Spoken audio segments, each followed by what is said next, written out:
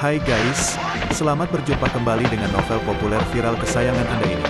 Saat ini admin ingin menghadirkan sebuah novel yang alur ceritanya sangat menarik dan seru. Novel ini berjudul Kaisar Agung Seni Bela Diri. Sebelum mengikuti keseruan ceritanya, mohon bantuan kalian untuk subscribe, like, dan share video-video yang ada di channel ini. Selamat menikmati.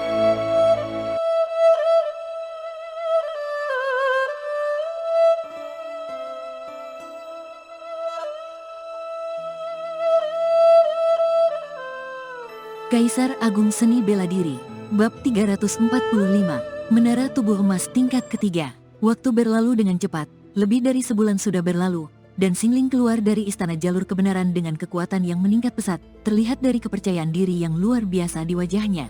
Kali ini aku yakin bisa melewati tingkat ketiga menara tanpa batas dengan cara kedua, tapi tidak perlu terburu-buru, lebih baik aku periksa Menara Tubuh Emas dulu. Sejak memasuki wilayah suci, tanpa terasa, 20 pemuda berbakat telah berlatih di dalamnya selama lebih dari 4 bulan. Persaingan dan perebutan peringkat di antara mereka membuat setiap jenius berlatih mati-matian, meningkatkan kekuatan mereka dengan cepat. Banyak dari mereka yang tingkat kultivasinya meningkat selama 4 bulan ini, terutama Wu Yun, Xingling, dan Guiyu, yang semuanya telah mencapai tingkat 9 pangeran bela diri dan hampir menyentuh batas untuk menerobos ke tingkat santo bela diri. Ini berarti, begitu mereka sepenuhnya menyentuh batas, meminum satu pil transformasi naga akan membuat mereka dengan mudah mencapai tingkat santo bela diri. Mereka adalah para jenius paling luar biasa. Begitu mencapai tingkat santo bela diri, kekuatan mereka akan mengalami perubahan besar. Kali ini, setelah menyapu bersih tingkat ketiga dari 4 menara pelatihan, aku akan mendapatkan banyak waktu untuk masuk ke Istana Jalur Kebenaran dan memahami jejak hukum. Mencapai tingkat santo bela diri sudah di depan mata. Ketika Xingling tiba di Menara Tubuh Emas, beberapa jenius yang sedang menunggu untuk masuk ke uji coba segera memberi jalan. Meskipun hati mereka dipenuhi dengan kebanggaan, mereka tahu harus menghormati siapa. Di hadapan jenius luar biasa seperti Xingling, mereka yang disebut jenius ini menjadi tidak berarti, baik dalam hal status maupun kekuatan. Ketika orang yang sedang menjalani uji coba di dalam Menara Tubuh Emas diteleportasi keluar, Xingling langsung melangkah masuk ke dalam formasi menara tanpa perlu mengantri, dan tidak ada seorang pun yang menghalangi. Di tingkat ketiga Menara Tubuh Emas, energi tajam yang menyelimuti sudah mencapai kekuatan tubuh tempur tingkat 7. Kesadaran spiritual dan kekuatan sejati memang tidak bisa digunakan di sini, tapi kekuatan hukum tidak terpengaruh. Meskipun tubuh Xingling saat ini hanya berada di tingkat 5, dengan bantuan kekuatan hukum, dia bisa dengan mudah menahan serangan energi tajam tingkat 7. Hancurkan! Xingling berteriak marah. 9 bintang muncul di atas kepalanya, 3 diantaranya bersinar terang, memancarkan cahaya putih, hijau, dan biru yang menyatu ke dalam tubuhnya. 3 cahaya ini masing-masing mewakili 3 kekuatan hukum, logam, kayu, dan air. Dalam pandangan orang lain, Xingling hanya menguasai hukum logam, tapi sebenarnya dia sudah menguasai 3 hukum. Bukan karena dia sengaja menyembunyikannya, tapi saat pertama kali memasuki wilayah suci, selain hukum logam, dia juga menguasai sedikit hukum kayu, sedangkan hukum air baru dia pahami setelah merenung di Istana Jalur Kebenaran. Menguasai 3 hukum dalam waktu 4 bulan sejak memasuki wilayah suci menunjukkan betapa mengerikannya bakat Xingling. Boom! Dengan tambahan 3 kekuatan hukum, tubuh Xingling diselimuti cahaya berwarna-warni, dia memukul dengan keras, seperti dewa perang yang menyerang langit. Suara gemuruh besar bergema tanpa henti, seluruh ruang emas bergetar hebat beberapa kali, kemudian kembali tenang. Xingling sedikit mengerutkan alisnya, tidak puas karena tidak bisa menghancurkan ruang emas itu dengan satu pukulan. Dia menunjuk, 9 bintang melesat keluar, menghantam ruang emas di atas. Ketika Xingling diteleportasi keluar dari Menara Tubuh Emas, 2 sinar emas masuk ke dalam bedali identitasnya, membuat kerumunan yang melihatnya berseru kagum. Tuan muda Xingling berhasil melewati tingkat ketiga Menara Tubuh Emas. Bukan hanya melewati, dia menggunakan cara kedua untuk melewatinya. Menghancurkan ruang emas tingkat ketiga membutuhkan setidaknya tubuh tingkat puncak santo. Mendengar pujian dari para jenius lainnya, sudut bibir Xingling tersenyum tipis, puas dengan hasilnya. Saat dia bersiap untuk meninggalkan Menara Tubuh Emas dan menaklukkan tingkat ketiga dari 3 menara uji coba lainnya, dia melihat Luo Xiu terbang menuju Menara Tubuh Emas. Selama aku berlatih dalam pengasingan, aku ingin tahu sejauh mana kemampuan orang ini.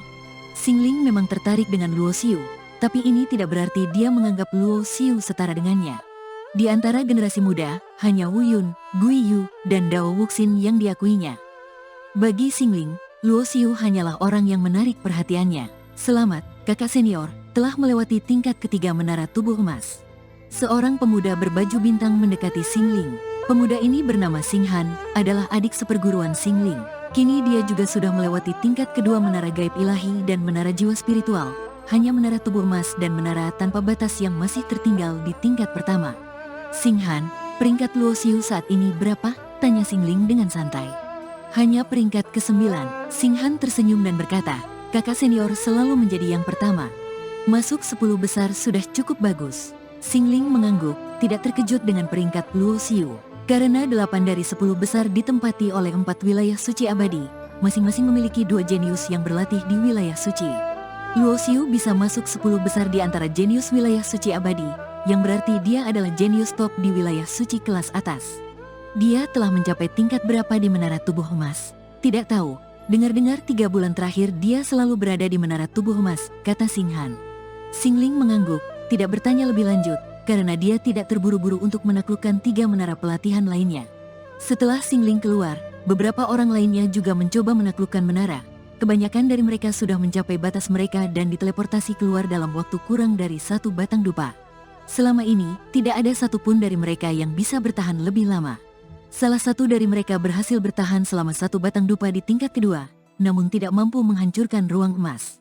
Saat ini, giliran Luo Xiu untuk mencoba. Begitu masuk ke dalam formasi, Luo Xiu langsung muncul kembali di ruang emas tingkat pertama.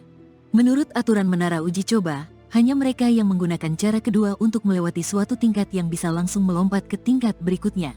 Karena Luo Xiu belum pernah menghancurkan ruang emas tingkat pertama sebelumnya, dia langsung dikirim ke tingkat pertama. Energi tajam terus mengiris tubuhnya seperti pedang, tetapi Luo Xiu tidak terganggu. Dia langsung melihat ke langit ruang emas. Pertama kali masuk ke sini, dia tidak bertahan lama, tubuhnya terluka dan berdarah. Namun kali ini, energi tajam yang setara dengan serangan tingkat 3 tidak lagi terasa seperti apapun baginya. Hancurkan! Luo Xiu menjejakkan kaki kanannya ke tanah, berteriak satu kata, dan kemudian memukul dengan keras.